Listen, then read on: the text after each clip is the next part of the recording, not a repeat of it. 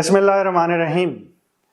ऐसा भी मुमकिन है, चांसेस कम हैं, डराना मकसद नहीं, लेकिन ऐसा मुमकिन है कि हम मुख्तलिफ टेस्ट करवाएं लेकिन उसके बावजूद भी ट्रांसप्लांट कामयाबी से ना चल सके, और बाज़ ऐसा पहले 7 दिन के अंदर ही हो जाता है। अगर ट्रांसप्लांट आज किया गया है और ऑपरेशन थिएटर से बाहर आके ही वो गुर्दा यूरिन पैदा नहीं कर पा रहा और वो अगले 3 दिन तक यूरिन नहीं पैदा करता, तो फिर ज़्यादा चांस ये है कि शायद गुर्दे को रिजेक्शन हो गई, और हम इसे हाइपर एक्यूट रिजेक्शन कह देते हैं कि फौरी तौर पे हुई है, ट्रांसप्लांट के वक्त हो गई।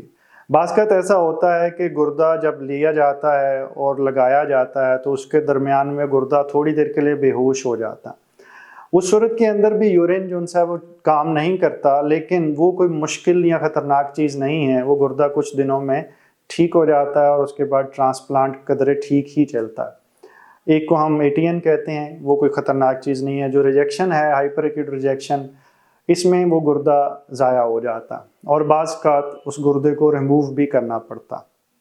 दूसरी पॉसिबिलिटी ये है कि गुर्दा इनिशियली ठीक चला, लेकिन 5वें दिन या 6ठे दिन जाके अचानक गुर्दे ने काम छोड़ दिया। ये तीसरे दिन, चौथे दिन भी हो सकता है। इसके भी चांसेस बहुत कम हैं, चाहे 100 में से 1 चांस हो, लेकिन मौजूद होते हैं।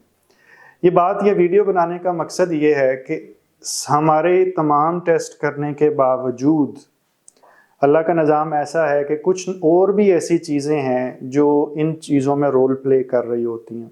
ये उन टेस्टों के अंदर जो हमने करवाए होते हैं वो नॉर्मल भी आ जाएं तो ये रिस्क 100% हम आउट नहीं कर सकते, ये मौजूद होता है, और इसको जहन में रखते हुए ही ट्रांसप्लांट के बारे में जाना चाहिए।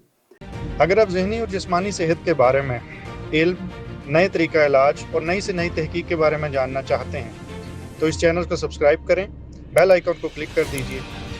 अगर वीडियो में कुछ अच्छा लगे तो लाइक एंड शेयर करें ताकि ये इल्म दूसरों तक पहुंच सके। अब ये तरीकाकार ज़रूर है कि हम उस 100 में से 1% या 2% को देखें, या हम 98% को देखें जिसमें गुर्दा ठीक चलता है। ये आप पे है।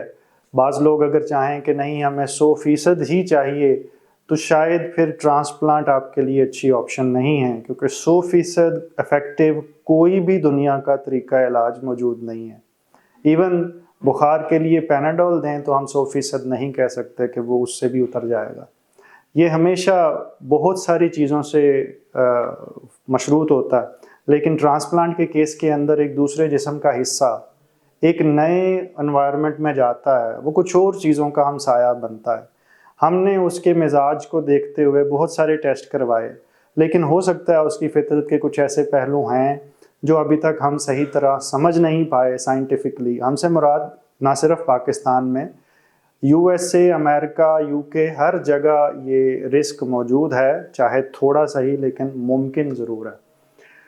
इस सिचुएशन के अंदर गुर्दे की बायोप्सी की जाती है और उसकी रिपोर्ट अर्जेंट करवाने की कोशिश की जाती है।